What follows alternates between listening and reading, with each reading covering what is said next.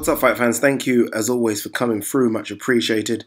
Remember, hit that subscribe button if you guys are new to the channel. Thanks to all the new subscribers.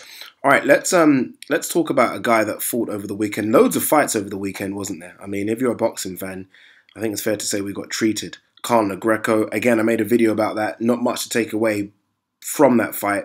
I guess all we can take away is that Khan is back. Khan is back. He was making a lot of noise before the fight. Made a hell of a lot of noise after the fight. And I guess Eddie Hearn's going to be beating that drum until his next fight, which should be, what, August or September. Frampton versus Donaire. Frampton moves on.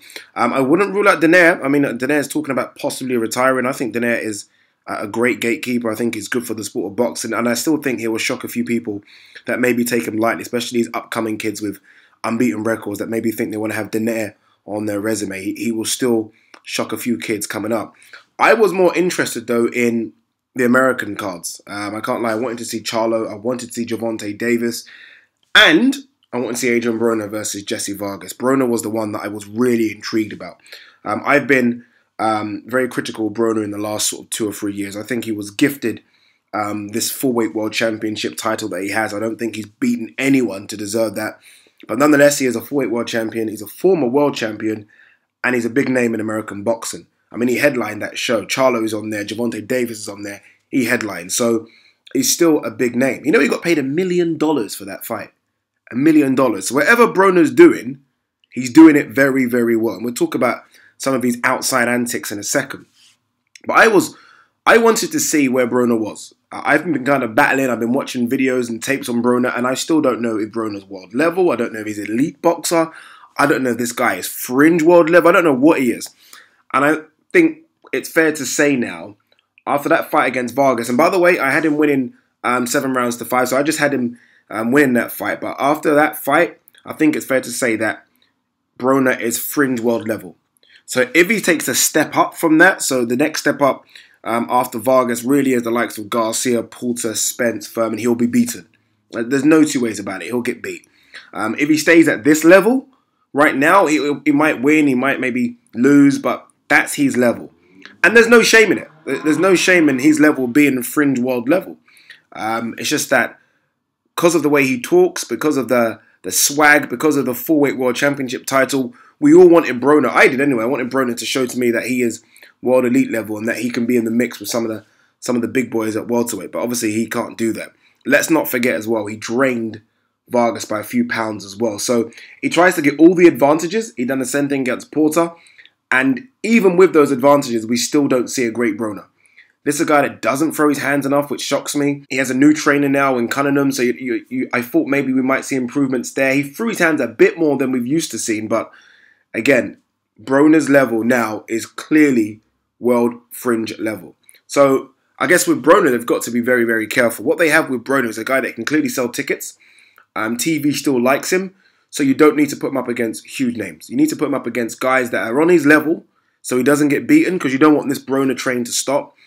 But don't mix him in with the likes of the guys I just mentioned at welterweight. He'll get beat by all of them. There is this chat about Broner versus Khan. That's kind of the level I'm talking about. I don't think Khan would beat any of those 4 guys I mentioned. So that's the level I'm talking about. Broner versus Khan. Broner's very good friends with Lamont Peterson, but if they weren't friends, again, that kind of level. What Broner does very well, and people give him critique for, and I'm one of them, is Broner. Look, if you're a boxer, worst place you can be as a boxer is where the fans are indifferent about you. They either have to love you or hate you. If they're just like, we don't know, believe me, those fans aren't tuning in and those fans aren't buying tickets. Broner plays the villain so well, he knows what he's doing. I used to think of Broner as this guy ain't too smart. I disagree. Broner is very, very smart. He knows exactly how to play it. Every time he gets that mic, it's an opportunity for people to hate him or love him. And 99.9% of people do not like Broner. But again, nothing wrong with that at all. Being a villain is a good thing. It works in boxing. Floyd played that villain role so well, and it made him hundreds and hundreds and hundreds of millions. Broner is never going to make that money because it just isn't that good. But Broner will still cash in because you will tune in to see him lose. Put it that way. Very similar to Chris Eubank Jr. over here. But what do you guys think of that Broner performance? I mean, where do you have Broner? Fringe world level like me? What weight should he fight at? This guy seems to not be comfortable at welterweight, seems to not be able to make light welterweight, and seems to have a catchweight division just on his own. I mean, how many times has Broner fought in this 144, 145, 143? I feel like he's had so many fights in and around that weight class. So he's going to need to decide where his home's at.